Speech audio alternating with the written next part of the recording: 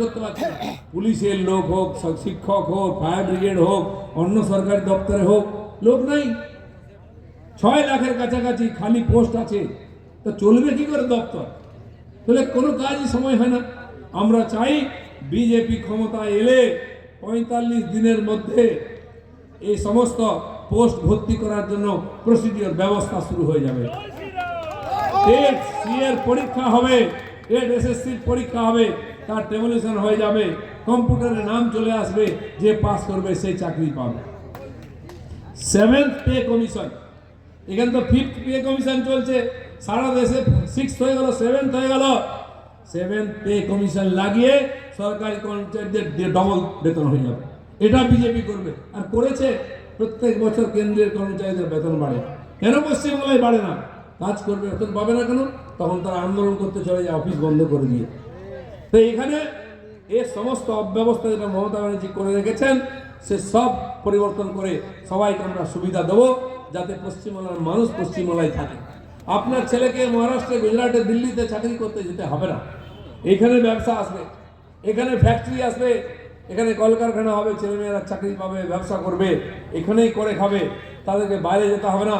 বুড়ো বাবা মাকে বুড়ো বয়সে ছেড়ে দিয়ে যেতে হবে না, তার সেবা করতে পারবে, ছেলে বউকে নিয়ে সংসার করবে। আজকে যারা লক্ষ্মীর ভান্ডার নিচ্ছেন, খুব ভালো কথা, আপনার টাকা আপনি পাচ্ছেন।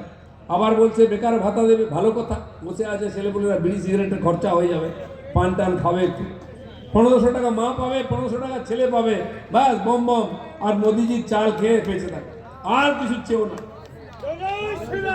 আমরা বেকার ভাতা দেবো না, আমরা উপার্জনের ব্যবস্থা করব, চাকরির ব্যবস্থার ব্যবস্থা করব, ট্রেনিং দেবো, লোন দেবো, যাতে সে নিজে কামাই করে খেতে পারে।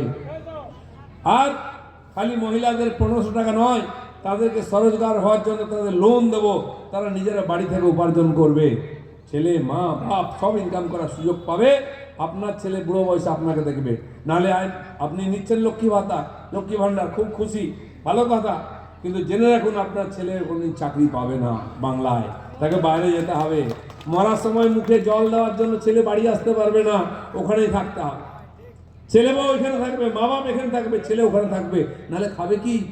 আমরা চাই আমাদের ছেলেরা বাংলায় থাকুক, ব্যবসা করুক, চাকরি করুক, শিক্ষার ব্যবস্থা, চিকিৎসার ব্যবস্থা, যাতায়াতের ব্যবস্থা হবে।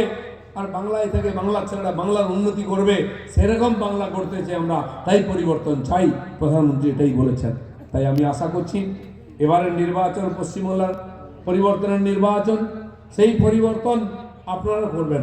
কারণ এই গ্রাম বাংলার গরিব মানুষ সবচেয়ে বেশি বঞ্চিত।